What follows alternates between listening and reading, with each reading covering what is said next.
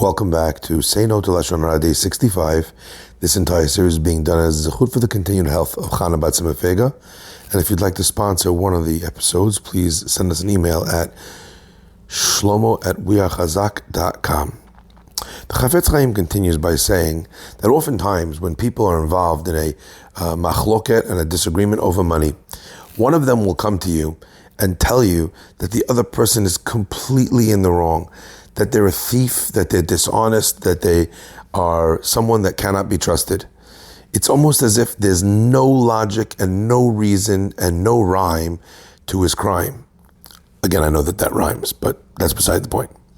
Regardless, if you spoke to the other person, you'd actually realize that he feels almost exactly the same way, that everything that he's done is completely above board and justified, whereas the other person is just a crook, where he's using various things to be able to get around the claims that he is supposed to be fulfilling. Now, these things are that way oftentimes because there wasn't clarity in the initial deal.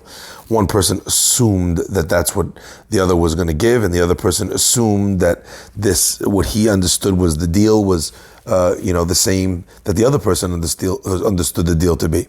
So where one feels the other paid too little, the other feels that the one didn't give as much as they were supposed to get, and in truth, neither one of them is entirely wrong. Probably along the way, things get misunderstood, things get heated, and at that point, maybe two innocent people become somewhat responsible for negative actions. But almost in every circumstance that you find is that the story is not the story of one side.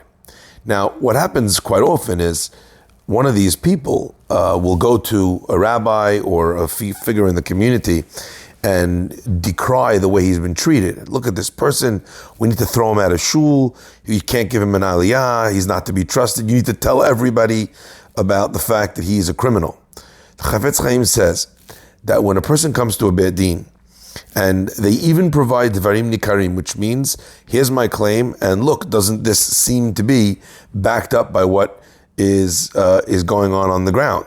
I say he stole money, and all of a sudden, look, he's bought a new house. But that Dvarim Nikarim doesn't really work when it comes to something like this. So Beit Din would be required to have either two witnesses that say that he did what the person says he did, or where they actually know for themselves that the crime that he says that he committed is true. Until such point, of course they can't punish the person based on that one-sided testimony of one of the Baalei Dinim. Not only that, oftentimes, aside from ruling on the case, you'll have situations where community leaders or rabbis will believe this person. He's very convincing. There are some signs that seem to point in that direction, but as we've said earlier, we're not allowed to take any action based on that Dvarim Nikarim, unless you have firsthand knowledge that that is true, or if there's Edim in Beit Din. The crazy thing is, not only are the community leaders not allowed to act based on this one-sided story, they're also not even allowed to believe the story that the person is putting forward. Never mind punishing him. Of course, if they punished him, that would be adding on top of the sin of accepting Lashon Hara. And if they punished him with Malkut, that would be a distinct Avera of Lo Yosif, where the Torah commands that a person who should not be given more than he deserves in terms of makot or lashes is going to get. All in all, it seems clear that these things which happen all the time are literally incorrect. They are criminal in terms of the leaders listening or believing one person, even if he's an upstanding member, even if they have a long friendship with that person.